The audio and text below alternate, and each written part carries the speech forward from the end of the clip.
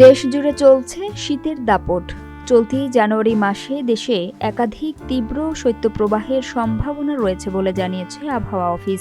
শনিবার আবহাওয়া অফিসের মাসব্যাপী পূর্বাভাসে বলা হয়, চলতি জানুয়ারি মাসে দেশে দিন ও রাতের তাপমাত্রা স্বাভাবিক থাকতে পারে। এর মধ্যে 2 থেকে 3টি শৈত্যপ্রবাহ হবে মৃদু থেকে মাঝারি এবং 1-2টি শৈত্যপ্রবাহ হবে মাঝারি থেকে তীব্র।